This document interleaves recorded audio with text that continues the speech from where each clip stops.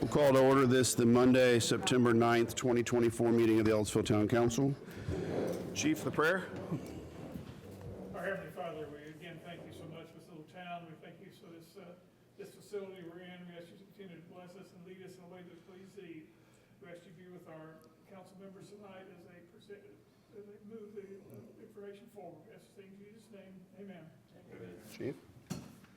Pledge allegiance to the flag of the United States of America and to the republic for which it stands, one nation, under God, indivisible, with liberty and justice for all. Whenever you're ready for roll call. Pamela Samples. Scott Oldham. Here. William Ellis. Here. Trevor Sager. Here. Dan Swafford. Here. Approval of minutes for the regular meeting, August 26, 2024. So moved. Second. All those in favor say aye. Aye. Opposed? Abstaining. Action to pay accounts payable, vouchers, and payroll. So moved.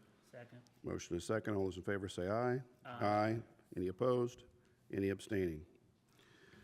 With council's permission, at the request of the town manager, we're going to move Baker Tilly's presentation that's under new business to the top so that can be presented and we can move forward.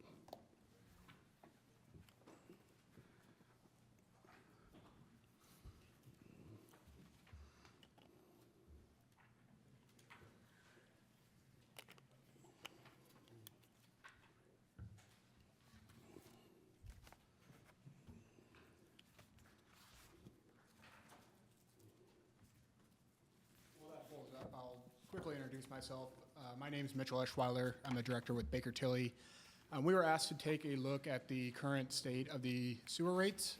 So today I'm here to present those findings. At this time, this is really just informational. We don't have an ordinance for you today. If you were to proceed with this would be done at a subsequent meeting with first the introduction of the ordinance and then adoption at a public hearing if necessary.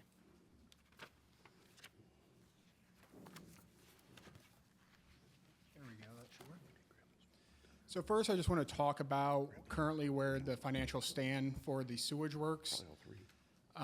As I go through this presentation, you'll hear me referring to a test year period. When we go to a rate study, we look at a 12-month period. Our test year for this report was the 12 months ended December 31, 2023. So as of this date, you can see here in each of your funds here, you have your operating fund, equipment and replacement fund, your capital improvement fund, the sewer deposit fund, vehicle replacement fund, and then your capacity user fund.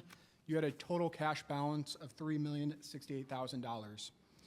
And just real quickly, just explaining what each of these funds are designed for. First, you have your operating account. That's designed to pay day-to-day operations of your utility. The minimum balance, and I like to stress this is really a minimum that you should keep in that account, is at least 2 months balance. The thought there is that if you were to run into a situation where you were low on cash, it's going to take you approximately 2 months to get through that rate adoption process. So you can see there for the operating account, the minimum we'd recommend is about $320,000. So you were above that by about $170,000 at the end of 23. Equipment replacement and capital improvement fund, these are very similar. One is for your equipment replacement, such as vehicles and then equipment at your treatment plant. Here we'd recommend a annual allowance, which you'll see on a subsequent schedule is about $373,000. So in that fund, you have an excess of about $878,000. The other one is a capital improvement fund. This is for more of your larger projects, not necessarily your vehicles and equipment that are getting replaced every 5, 6, 7 years. Here, there's currently no balance, and really the way you're treating it is your equipment and your capital improvement fund are just held together. So you can view this, the money in that equipment replacement fund as covering both of these items. Here again, we'd recommend at least 1 year's capital improvement plan, or about $578,000. And then the next couple funds, your sewer deposit fund, that money is restricted. That's going towards if you have customers leaving your system. Vehicle replacement, that's for, again, replacing some of your vehicles on your capital improvement plan. And then the last one here, you can see with the largest balance is your capacity user fee fund. This is really money that you're setting aside and are going to use for future expansion of your system.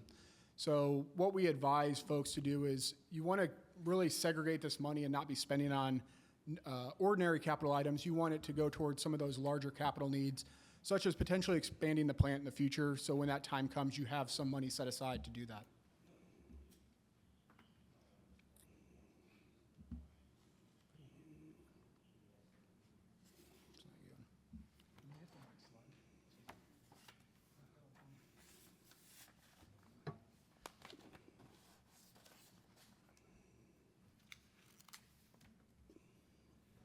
Yep, perfect. So this is your current rates and charges for the sewage works. You can see here, it's covered up a little bit, but the average residential user, assuming 4,000 gallons, is currently paying a bill of $39.25, and this is just looking at their sewer portion of their bill. Your customers are likely receiving a bill with both water and sewer, but this is just the portion applicable to sewer. So this looks at the prior rate design. So the rates that were on the prior page, the last time you did a rate increase was in 2016. You can see there under the 2016 rate study, your rates were designed to recover revenues of $1,630,700. Due to increases that we've seen in capital, treatment plant equipment, proposed debt service, operation and maintenance, your payment in lieu of tax, now we're showing an overall revenue requirements for the sewage works of approximately $2,815,000. So in that approximately 8-year time span, you can see that the revenue requirements to support the operations of your sewage works has gone up about $1.2 million. So this graph I like to show communities. This is showing where the current 4,000 gallon bill for Ellettsville compares to some of your neighboring communities. You can see here your 4,000 gallon bill is $39.25. It does currently reflect on the low end of this graph.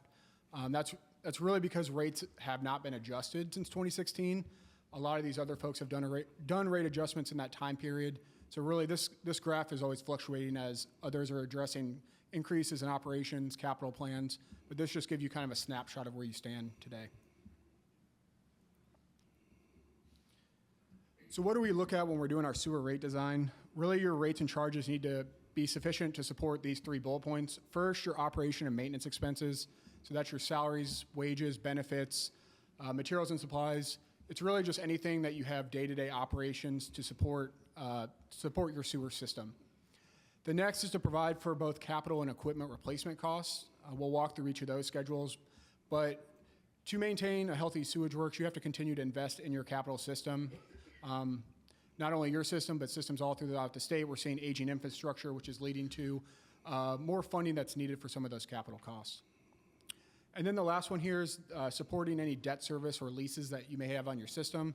So as part of this, we'll walk through a proposed financing that would be built into these rates. I wanted to give you a quick snapshot. The graph here is looking at your operating revenues and operating expenses from this time period of 2017 through 2023. The blue graph on the left is your operating revenues, and then the red there is your operating expenses. You can see that your operating expenses have risen pretty steadily from 2017 through 2023. You were about $1.1 million in 2017, and that came in about $1.6 million at the end of 23. Revenues there, you can see you actually have seen a slight decline in your revenues. This is really driven by some of your wholesale collections with Eastern Richland. If you recall, you went through a period where you're negotiating the contract with them, and through that process, the revenues you collect from them went down a little bit there in the last 2 years. So the first step then is looking at your operation and maintenance expenses for this rate study. As I said, at the end of 2023, in the far left column, total expenses were $1,623,000. To that, we then made adjustments mainly to your payroll and benefits, and then also repairs and maintenance for your system. We're adjusting expenses for our estimated 2024 to $1,771,000. And then we did add an increase for inflationary items so that when you go to adopt your rates, and you'll see here, we're looking at doing this over a couple phases, the rates that you would adopt would be sufficient for a couple years and not just have to be done in the next year.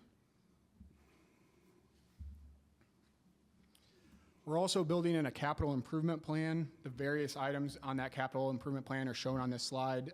Some of the larger items here, replacement of a dump truck. We have lift station rehab, lift station at Copper Court replacement. And then we also have the addressing meter replacements, and this is shared 50-50 between both water and sewer. Overall, to support this capital improvement plan, we're showing at the bottom right there, your rates and charges would need to support about $205,000 annually. The next one then is your equipment replacement plan. So far right there, to support your equipment replacement plan, you need about $285,000 annually for this plan. And then the last portion that we would want your rates and charges to recover is a proposed financing for the maintenance facility. On the left side, we've laid out the estimated project cost. Overall, we're showing funding needed would be approximately $5,044,000. You currently have a general obligation bond that was issued for a portion of this project. Funds available would be $1,389,000. So we're showing here that the sewage works would need to issue a bond of $3,655,000 to support the remaining construction of the maintenance facility. The box there on the top right, so proposed bond issue, $3,655,000. The current assumed interest rate in this study is 4%, and it would be a term of 20 years. We've explored different financing vehicles. It seems like the most advantageous plan right now for the town would be to seek another Indiana Bond Bank financing. That was the same method that was used for the general obligation bond. Currently, their rate's approximately 3.85%, so we've allowed a little bit of cushion for rate adjustments as we move closer to a potential closing with them. So annual debt service then on that loan would be $278,000, and then you'd also fund up a debt service reserve or an account that you'd set aside money in case a payment were to be missed of approximately $55,800 annually. So the next slide here is showing the overall revenue requirements to support your system. So this is both the customers of the town of Ellettsville as well as Eastern Richland. So for operation and maintenance expenses, we have the $1,931,000. We have the capital improvement plan of $205,000, the equipment replacement fund of $286,000, and then we have the debt service and debt service reserve on the proposed financing of $334,600. So we're showing overall revenue requirements and this is to be generated through all revenues you receive annually, would be $2,815,000. We back out what we call non-recurring revenues. These are revenues that you're receiving that wouldn't be subject to increase. One of the larger items here is you get a capital contribution from Eastern Richland of $120,000 annually, so that's backed out of here, and then other items that you wouldn't adjust for items like penalties. So after factoring those items, we say through your regular rates and charges, you would need to generate $2,375,000. For our test year period, which was 2023, you had collected $1,730,000 through your rates and charges. So this would leave you a deficit of approximately $245,000 that you'd need to recover through a rate adjustment. Is that 245,000 or 645? 645,000. So I do show here, as part of doing the rate study, you have your rates that are charged to the town customers as well as those for Eastern Richland. So what we go through in that first column there, the overall system, this is what was on the prior page. We then allocate the costs that you would have to recover through just the town of Ellettsville customers. These are all the bills outside of those for Eastern Richland. So looking at the allocation for operation and maintenance, $1,392,000 would be allocated to the town of Ellettsville customers. The capital improvement plan would be approximately $169,000. The equipment replacement fund, $136,000. And then the debt service would be the entire amount of $334,000. As a reminder, Eastern Richland has only allocated those costs that relate to treatment. So a maintenance facility is not going to be something that you could allocate to them. It's not playing into the treatment of their sewage works per their contract. So after deducting out some of those non-recurring charges, $278,200, we're saying for the town of Ellettsville customers, you would need to generate $1,812,000. And for 2023, you generated $1,182,000. So for just the town customers, $629,000 would need to be generated through the rates and charges. So that is a larger revenue increase that you would need to do for your customers. So what we wanted to look at is potentially doing this over multiple phases to help mitigate that rate increase all in one chunk. So what we did here is we did a phase one, which would be effective in 2025, and then phase two a year later in 2026. Under the first phase at the bottom there, you would look to recover $291,000 through the rates and charges. On an average residential bill, this would be $9.75. And then under phase two, we would recover the remaining $338,000. And again, it'd be another increase of $9.75 for the average sewer bill. And the last slide, this is the same graph earlier. I've just incorporated both the phase one and phase two rates, so you can see if these rates were to be implemented and adopted, this is where your average customer would land compared to some of these other communities. Any questions? Actually, I thought we just approved raising the sewer rate. We talked about it, like $2 or $3, or did we not? That's water, wasn't it? Water. That's water. Some clarifications. Yeah. 2016 is actually a rate reduction, not a rate increase, of about $5 and some change per Ellettsville customers. So we haven't had a rate increase and a rate decrease in 2016, so it's been quite a while since we've had a rate increase, probably too long. The other thing is, you don't see the same, in water we have distribution only, no water plant to pay for. In sewer, you have a wastewater plant to operate and maintain, as well as a collection system staff. We now have a Department of Public Works, which has grown to, I think, 17 employees, which is split a third between water, sewer, and street. So that's why you're seeing such an increase on the sewer side. What was the other thing I wanted to bring up? I guess it's slipped my mind. So those are just some clarifications. Any questions? What did we talk about that was like originally like a $2 to $3 increase? That might have been Storm storm. sewer, That was it, okay. which is obviously not associated with the utilities department. So what's the time duration of all this then? Well, sewer's not in the IURC, so I'd say we could be ready by, there is actually a timeline. I don't know if it's on any of the slides. I believe our timeline was we'd have an ordinance at the first meeting in October with a potential adoption at the second October meeting. With the Indiana Bond Bank, if you were to go do a financing with them, their last date that they have availability for funds is the first week of December. So the goal would be to get that in process, get the application submit. They then do a board meeting that I would attend on behalf of the town. They usually have questions just about the financing, the project.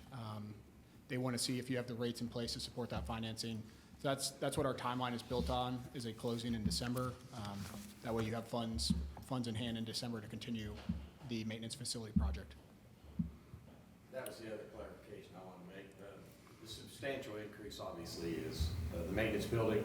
The sewer is funding that, and water, which is not really, we really didn't show it in there, but water then is paying sewer their portion of it back in this rate study. Is there? Yeah, 50% of the debt service on the financing water would be responsible for. Which is in our current water rates. Yeah, it was approved by the IURC through the rate case. Okay. Other questions from council? Darla, what's the procedure from here? Well, as was pointed out, you can expect to see the bond ordinance and the rate ordinance in October, first meeting, second meeting. You can have an opportunity to pass those, and then, obviously, there's some paperwork that needs to be put together by Baker Tilly and Ice Miller, and then the closing will be in December, hopefully. So public should expect the public hearing in October at some point? Yes. Okay. All right. Any questions or anything to add from you, sir? Okay. Thank you, sir. Thanks, Mr. All right, we'll return back to the top of the agenda under resolutions. The first resolution is Resolution 32-2024 to approve reimbursement of sewer payments for the DPW building.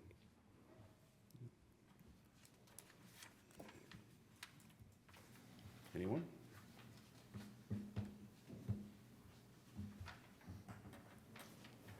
This was prepared by Ice Miller, and this is a step in this project.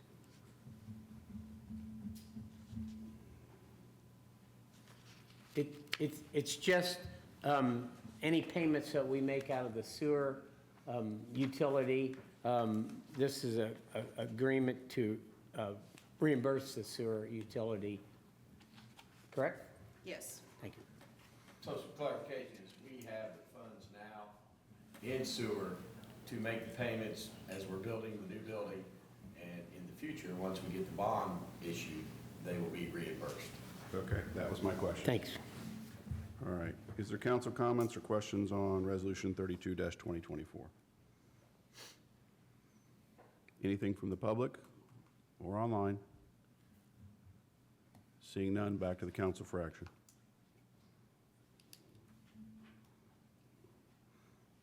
Is there a motion on Resolution 32-2024? I'll make a motion to approve Resolution 32-2024 to approve reimbursement of sewer payments for the DPW building. Second. Motion is second. Roll call, please. Scott Oldham. Yes. Dan Swafford. Yes. William Ellis. Yes. Trevor Sager. Yes. Next is Resolution 33-2024, the fiscal plan for voluntary annexation. I'm going to mess this up. Vagadis and Umbarger Farms, LLP. Usually Darla does a resolution, I do the ordinance. This came before the Plan Commission at its meeting last Thursday. Mr. and Mrs. Vagadis and Umbarger Farms LLP had petitioned the Plan Commission to be annexed into the town of Ellettsville. The annexation consists of 4 parcels that amount to 198.96 plus or minus acres of land into the town.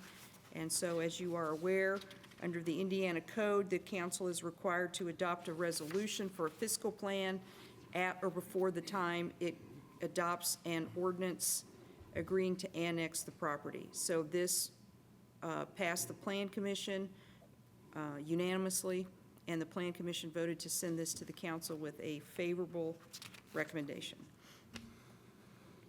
Okay. If I didn't say so, it's 4 separate parcels. One is owned by Mr. and Mrs. Vagadis, and the other 3 are owned by Umbarger Farms LLP. Okay, questions from council? Is there a motion from council? I'll make a motion to approve Resolution 33-2024 fiscal plan for voluntary annexation of Vagadis and Umbarger Farms LLP. Second. Motion is second. Roll call. Scott Oldham. Yes. Dan Swafford. Yes. William Ellis. Yes. Trevor Sager. Yes. Now we're going to move down to ordinances on first reading. We're briefly going to skip 1 to get to ordinance 2024-19, the voluntary annexation of the Vagadis and Umbarger Farms LLP. Excuse me a minute, Darla, that should have been a second reading, correct? You can treat this as second reading because it's already had its public hearing before the Plan Commission. Okay, So we don't need to make this, well, okay.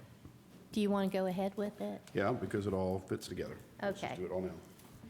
This is a super voluntary annexation by Amy and Greg Vagadis and Umbarger Farms LLP to voluntarily annex 4 parcels totaling 198.96 acres, as Darla said. Subject parcels are located at North Starnes Road and West Flatwoods Road. Proposed annexation area for Amy and Greg Vegetis is 15% contiguous to the town. Proposed annexation area for Umbarger Farms LLP is 19% contiguous. Properties are currently zoned AG/RR Agricultural Reserve by Monroe County, and it is recommended to be designated as A1 Agricultural upon annexation. Properties will be located in Council Ward 1. Okay, questions concerning this from council? Questions or comments from the public? And back to council for action. Reminder, this is an ordinance on second reading.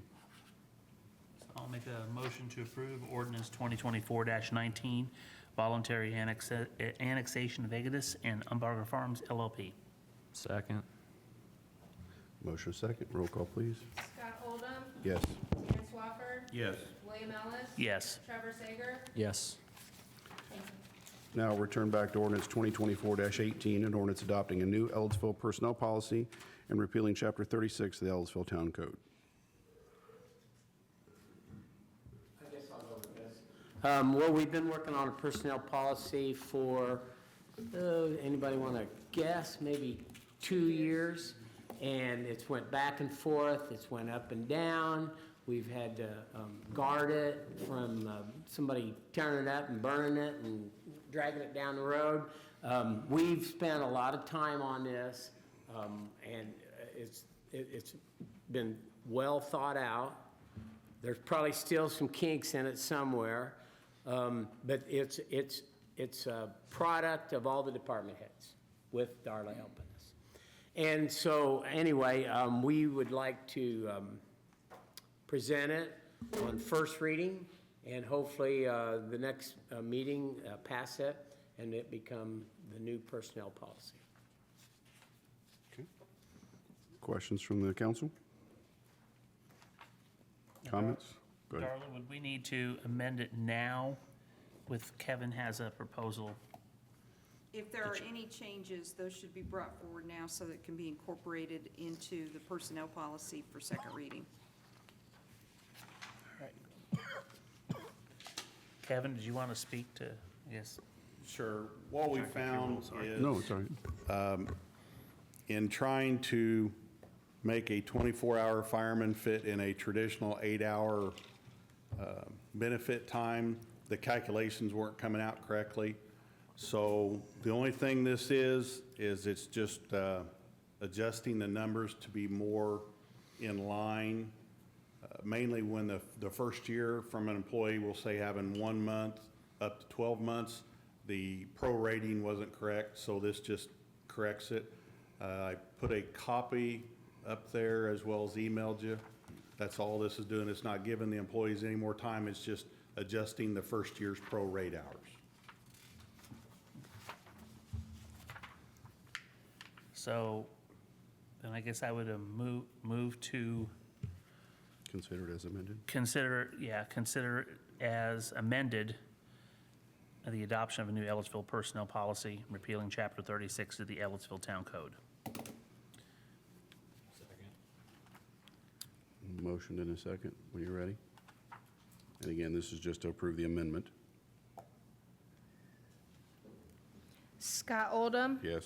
Dan Swafford. Yes. William Ellis. Yes. Trevor Sager. Yes. Okay, now we're going to move to ordinance 2024-20, which is the public hearing for the 2025 budget. This is an ordinance on first reading this evening. Anyone want to speak to this? Yes, Go I ahead. have a presentation prepared for the council. I have it in front of you also. It's just going through on the timeline for the budget. I wanted the council to be aware. I know that we've gone over it before, but just what I'm responsible for making sure that gets uploaded to the gateway after the council chooses to adopt the budget, whenever they choose to adopt it. On the fourth slide. Yes, please. This has the summary of the 2025 budget. The items that are in red are where we're not fully funding it. We will be using some of the cash reserves. And in column F, so for local roads and streets, we're $23,600, but we have 130.7% in the cash reserves. Same with the motor vehicle restricted and the CUME capital improve cigarette tax. These are just something that I would like the council to be aware of, especially the CCI fund, because that is consistently dropping. So we may need to address those issues in the coming years. On the next slide, I put together a summary of the tax rates. The top is going to be the property tax levy, what we collected, versus the net assessed value, and then the property tax rate, so that the council was aware of where we've gone the last few years. And then I did the same thing on the next slide with the historical budget comparison, just so that the council can see what was actually the total budgets for the funds. In front of you also, that I don't have on the slides, I made the packets. And the first page is the notice to the public that I printed directly off from the gateway that is also on the website. And if there were any questions with anything, I could explain it. But the last work session that we all had, those were the changes, and everything I've emailed to you, nothing has changed in that. Okay, and just for the record, this is, while not a balanced budget, it is a funded budget. Yes, sir. Okay. Any questions from council or comments from council? And this would, the 2025 estimates include adoption of the levy appeal, correct? So it is factored in there, but the budget is funded without the levy appeal because of our excess in the cash reserves. We would be depleting more of our cash reserves Right. in the general fund should we not move forward with the levy appeal.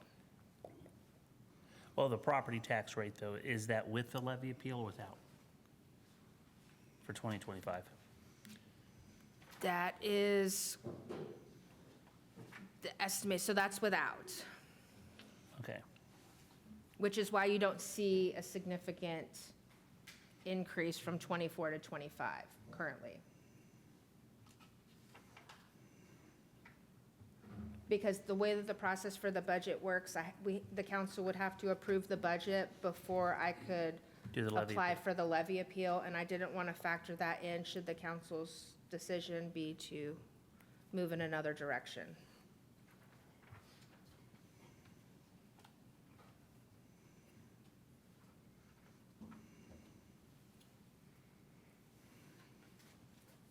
Further questions?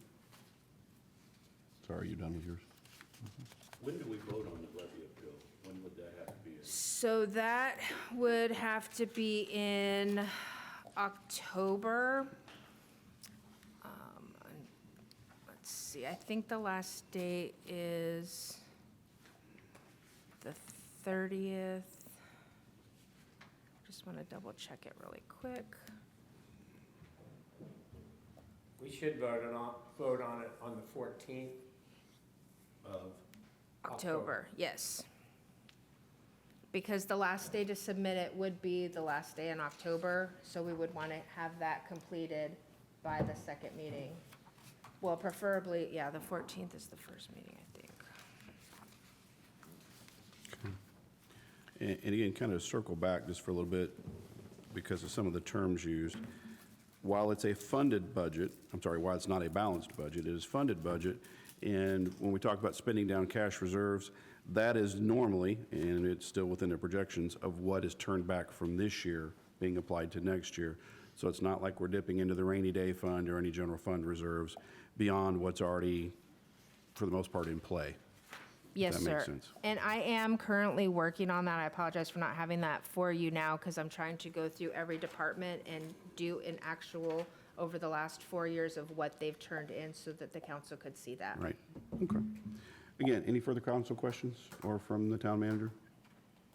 No, only that, once again, this is a product of the department heads working real hard and diligent, and although we had a aggressive agenda for how we could spend and what we would spend money on, this is what we were left with, and we're just glad to have this. I mean, we were looking at 4 new personnel, safety personnel, when we started out the budget this year, and those things had to be axed because we do not have enough money to sustain having those employees put on the roster for not only next year, but the following year. So, looks like a lot of money up there, but it's not. Noel, how hard would it be to, a couple weeks before we have to talk about the levy appeal, get me at what the tax rate would be with the levy appeal? That shouldn't be difficult. I should be Okay. able to pull that information. Thank you. Actually, I think I have it in front of me now that I'm looking at it. So, on the ordinance and resolution, which I did not prepare to give to the council since it was only on the first reading and this was the public hearing, it looks like the combined adopted tax rate for all the funds would be 0.7579. But that, again, is overinflating and assuming that we were approved for, so for example, for the levy appeal, we would ask for what we qualify for, the max amount. But we wouldn't be required to use the max amount. So, You ask high, at least you did. yes, and once the budget is adopted, and then I get the certified tax rate from the DLGF, that will be what our tax rate actually is. When we advertise, we've always advertised higher to make sure that we capture everything that we can capture.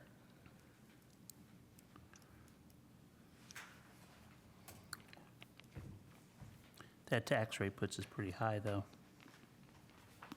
I don't anticipate it being very much higher than, honestly, if it goes over 0.65, I would be extremely surprised.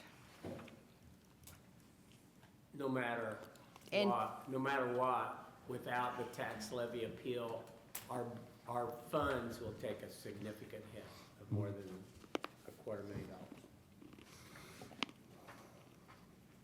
That's existing funds. You have follow-up? Just either we take the hit or the taxpayers take it. That's really our poison. That's what we have to choose from. Well, this is the taxpayer's budget. This is for services to the town and to make sure we keep the lights on and the doors open. Well, that's, I understand. it's also one of the issues of, we'll have to pay it now or we'll have to pay it later, and if we have to pay it later, it's a bigger chunk. So, good. I'm good. All right, that will come back, the budget portion of it, for the final public hearing on our next meeting for adoption. And the budget is online on the gateway, so the public can see it, yes? Yes, sir. I did only put the notice to taxpayers. I can put everything, You can just put a link to the gateway on our website so they can get to it. Yes, that is definitely Yeah. already Okay. there. Yes. All right. We'll move now to ordinances on second reading. Ordinance 2024-17, repealing the Town of Ellettsville, Indiana zoning ordinance, subdivision control ordinance, and maps, and adopting the Town of Ellettsville, Indiana Unified Development Ordinance and maps, and public hearing thereupon. This is ordinance 2024-17 as amended. This ordinance came before the council, I believe, at your second meeting in July for the first time, and I had asked council to table it at least once and maybe twice, to hold it in abeyance until the town council could made its decisions on the amendments to the UDO. The town council passed amendments to the UDO at its last meeting. Those past amendments were presented to the Plan Commission last Thursday at their meeting, or at its meeting, And the Plan Commission voted to approve the amendments unanimously. The Plan Commission's discussion followed the line of discussion that the council had with regard to the amendments, meaning that there were some concerns that some things in the UDO needed to be revised, but the Plan Commission overall decided that it was best to go ahead and pass council's recommendations in order not to hold things up with developers and not to hold up certain projects that were going on in town. So the council can expect to see within the next few months some suggested changes from the Plan Commission with regard to signs, flags, pole signs, and things of that nature. In any event, in this ordinance, I have amended it to add in the preambles the complete history of the adoption of the UDO, who did what when and voted on what when. Taylor Siefker recommends that instead of repealing sections 152 and 153 of your code in their entirety, that certain passages be withheld from repeal until language can be placed in a standards manual. Taylor Siefker is of the opinion that there are certain standards that don't belong in an ordinance. They belong in the manual. And so that includes floodplain management, erosion control, stormwater runoff, Plan Commission rules, preliminary plat required information, site distance, transverse slopes, and I have all the items listed there that your vendor recommends not be repealed. So the purpose of this ordinance is to repeal old sections 152 and 153, except for the sections that are listed. Repeal the old Town of Ellettsville zone maps, approve the zone map as certified by the Plan Commission, and approve the Unified Development Ordinance as amended by council and approved by the Plan Commission on September 5th. Okay. Council questions or comments?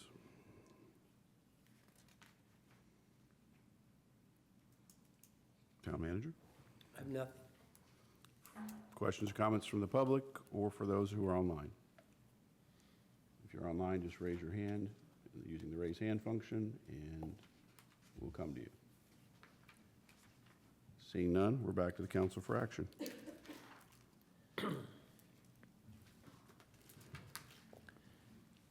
So Darla, how would we phrase this with the vendor's recommendations? Because I heard what you said, it's a mouthful, so I don't know. Well, it's in the ordinance. I've specifically set forth the sections Okay, that so- are not going to be repealed. Gotcha. So I will So they're move, listed, so if I move to appeal, what's written here, we're good.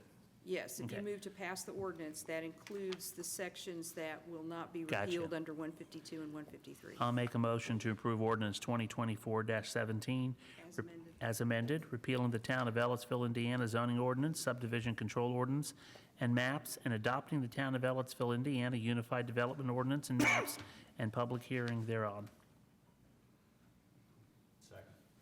Motion and a second. When you're ready. Scott Oldham, Yes? Dan Swafford, Yes. William Ellis, Yes. Trevor Sager. Yes. There is nothing listed under old business. Is there an Envision Ellettsville update? Nothing there. New business we've already done with the Baker Tilly presentation. Now we're to privilege of the floor. Anyone having business for the council with items that were not part of our normal agenda? Seeing none, we'll go to supervisor comments, beginning with the town manager. Sure, I'll make a comment. Last week's been a pretty big week for the town as far as I'm concerned. Everything from how the police and fires responded to some of the wrecks on 46. Last one was a pretty big wreck. It was a medical-induced wreck, by the way. And I just, up and down the road, you see the police and fire always moving to and fro to provide service and safety to the town citizens. The Department of Public Works have been diligently working on trails, parks, the day-to-day activities that needed to be done. We moved over 1 million pounds of limestone last week to enhance the parks at Stewart Park and back here. There's a new 75,000-pound rock back there you might want to look at that's going to be the cornerstone, if I will, of the park itself. Between that and the planning department, getting the Umberger annexations through, it's something we've been working on for at least 4 years, maybe talking about it for 6 years. All the departments and everybody's been working hard to make our town a better place to live. I think it's pretty exciting, all the things that are happening in the town. Tomorrow, we break ground for a new part of our town, which will be a village within itself. And the Harmon Farm groundbreaking is tomorrow, I think at 11:30. And so that starts off with another great adventure for the town. So just really proud of how hard everybody's working. Really proud. And I probably should have mentioned our council. She is always involved in almost everything we do, and when we start getting nervous, we always call her, and she usually makes us feel better. So, anyway, I just want to mention that. You done? Oh, no, I got one more thing. Go ahead. Well, Mike pretty well said it. I just wanted to thank Kevin and his group, and Chris is here for the cooperation on the two accidents we had. Maybe more than that. I was gone all last week, but the one at the pawn shop, yeah, and the one down in front of McDonald's that our clerk treasurer is involved in. So just thank you for your help, and like I say, we seem to cooperate pretty good here, so I appreciate that. Thank you. I just want to really kind of follow up on Mike. I mean, starting with the board and right through our administrative staff, pretty blessed here in Ellettsville with the individuals that work for us from A to Z. I mean, we see guys here tonight as well, watching them work every day, and to change the face of Ellettsville into something I always thought it should be. We're very, very lucky. I think we have great staff, police, fire, street, water, sewer. I mean, collectively, we don't take the time to really appreciate what our council does, what our clerk's office, and getting the bills paid. We have office staff in there, planning. I mean, the craziness that's going on in our town, and the way that things have been going on, and I don't really brag on my brother much, but he's done a wonderful job, so great job to everybody. We've got a full-time position open. I believe we have taken in 4 applicants from outside the town and 2 from within. So the hopes is to bring a name to the council for a contingent offer next council meeting. And I think that's all I've got right now. Okay. Kind of going along with what Mike and Jeff said, a lot of the stuff I didn't think we could prevail and do. The position that I've been holding now for the last, whatever it is, 2 or 3 years for you guys have really changed from a working street commissioner or soon to be public works director to where I'm doing a lot of meetings and following Mike on a lot of things. And I've got to rely on Jerry Hobbs and Jay Humphrey, the 2 foremen that we've got. And they've done a really good job. All the guys have pulled together. We've had several jobs that I thought we're not going to get it done, but we did. They prevailed on a lot of pipe work we did to get ready for the community crossings grant, which should be starting here any day now, basically. I've not talked with the asphalt company yet, but they're really close to coming in here and doing our streets. The one other thing I want to let everybody know is everybody knows the Fall Festival's coming up this weekend. I've already put out, the Public Works is going to be closing Park Street, that area, a little bit earlier this year, because last year it kind of got brought to our attention, all the people trying to set up along Park Street with their children with them while they're setting up, running in and out. We pretty well need to shut the street down. So at the end of the day, work day on Wednesday, it'll be shut down for the vendors to be able to get set up. So that's all I've got. Thanks. I have to ditto what Mike said about Darla. Sometimes I wonder if she scringes when she hears, "This is Denise." But there's just a lot going on in the town right now, and there's not a department that planning isn't working with at this time to accomplish various things going on. So I just wanted to let you know that we all just work very well together, and I thank them for that. So I just wanted to, I guess, go along with the common theme this evening. Like Chief Durnall said, I was involved in one of the accidents, one of that happened on Thursday at Union Valley and 46. It was pretty dazing for me and significant, and I'm getting emotional thinking about it. When I saw Kenny, because he was right there, it really just made me feel a lot better. And I feel very thankful to be here in the town and work with everyone. Move now to council comments. I had one, we forgot. Something. Sure. The Vision people, obviously, BEDC, the chamber, they're all part of it too. Those people are in the audience. And for some reason, I forgot that. It's a collection of all of us. I thought they should mention it as well. Thank you.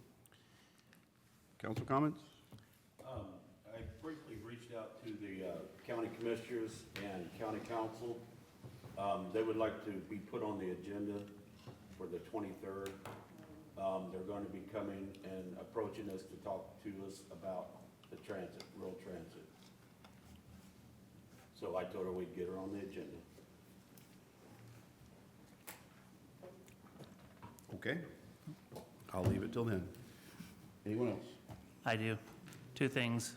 One, I dropped the ball on this. The Bloomington Economic Development Corporation, we've been talking about forming an EDD, which is a regional economic development between Owen County, us, and Brown County. There are statements of support from the Monroe County Council and the City Council, City Common Council of Bloomington, and they were hoping we could get some support from us, a letter of support. Problem is, I haven't presented it to you guys. I don't, Mike, you haven't talked to anybody either with that, have you? So we've dropped the ball on that. And Clark, is there a way maybe you can get you or Jen to do a presentation on that? I think it has to be in by the 15th. Does it have to be in by the 15th? I think we're approaching the deadline, Okay, so I'll find out and circle back. okay, thank you. And other than that, just because we talked about numbers for everybody, does not mean even if this levy appeal is approved, that homeowners are going to get taxed more. If most of that growth came from commercial and industrial, which a lot of it did, looking at these, you guys are not going to see the jump that you had seen in previous years from other taxing agencies. So if we approve that, that'll be foremost on our minds. That's all. And just to follow up with what Kip said, don't forget that one portion of 46 will be closed for a while on Saturday, so. Mike mentioned it's going to be earlier than the previous year now. The parade's been moved up to 10 o'clock, so on the right, the police is gonna shut down the highway at 9 o'clock Saturday morning. We're going to reroute traffic though, right? As we Yes, normally do? yes. Yeah. Sure. Okay. So just if you're in that area, use some care and caution. Anyone else have comments? Seeing none, no further agenda.